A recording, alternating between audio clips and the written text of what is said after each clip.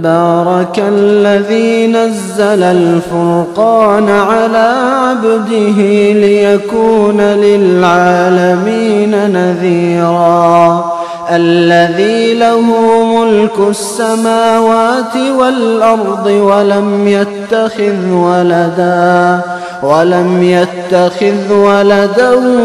ولم يكن له شريك في الملك وخلق كل شيء فقدره تقديرا واتخذوا من دونه آلهة لا يخلقون شيئا وهم يخلقون ولا يملكون لأنفسهم ضرا ولا نفعا ولا يملكون موتا ولا حياة ولا نشورا وقال الذين كفروا إن هذا إلا إفك افتراه وأعانه عليه قوم آخرون فقد جاءوا ظلما وزورا وقالوا أساطير الأولين اكتتبها فهي تملى عليه بكرة وأصيلا قل أنزله الذي يعلم السر في السماوات والأرض إنه كان غفورا رحيما وقالوا ما لهذا الرسول يأكل الطعام ويمشي في الأسواق لولا أنزل إليه ملك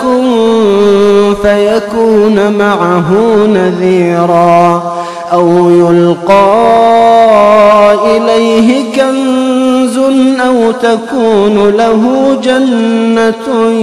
يأكل منها وقال الظالمون إن تتبعون إلا رجلا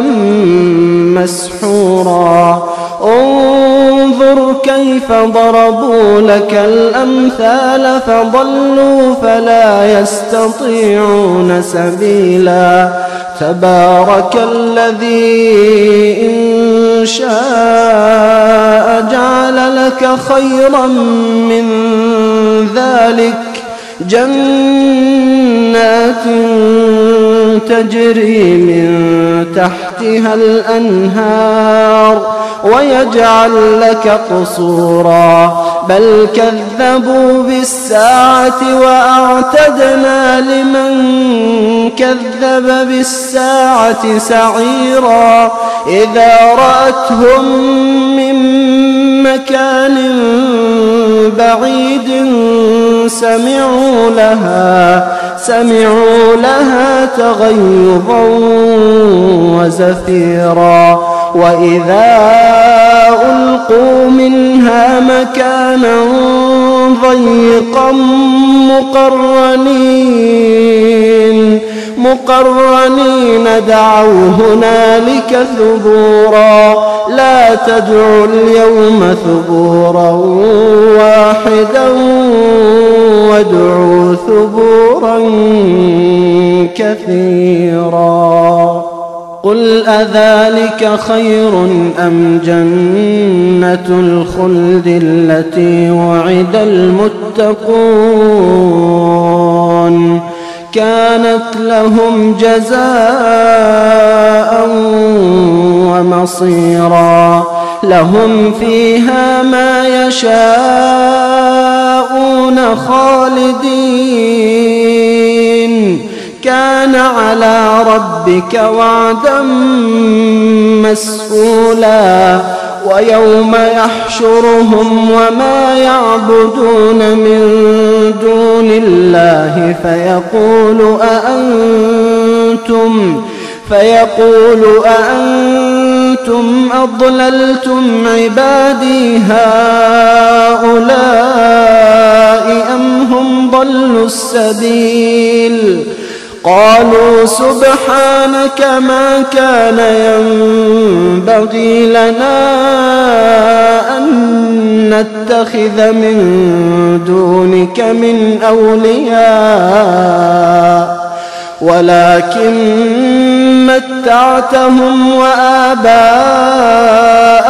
حتى نسوا الذكر وكانوا قوما بورا فقد كذبوكم بما تقولون فما تستطيعون صرفا ولا نصرا ومن يظلم منكم نذقه عذابا كبيرا وما أرسلنا قبلك من المرسلين إلا إنهم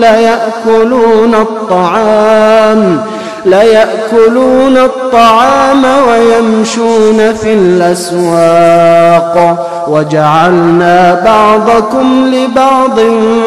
فتنة أتصبرون وكان ربك بصيرا وقال الذين لا يرجون لقاءنا لولا أنزل علينا الملائكة أو نرى ربنا لقد استكبروا في أنفسهم وعتوا عتوا كبيرا يوم يرون الملائكة لا بشرى يومئذ للمجرمين ويقولون حجرا محجورا وقدمنا إلى ما عملوا من عمل فجعلناه هباء منثورا أصحاب الجنة يومئذ خير مستقرا وأحسن مقيلا ويوم تشقق السماء بالغمام ونزل الملائكة تنزيلا الملك يومئذ الحق للرحمن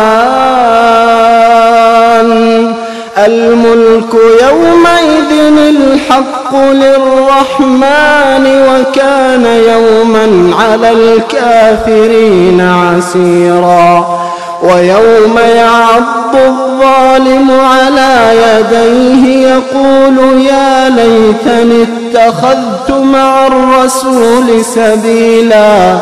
يا ويلتى ليتني لم أتخذ فلانا خليلا لقد أضلني عن الذكر بعد إذ جاءني وكان الشيطان للإنسان خذولا.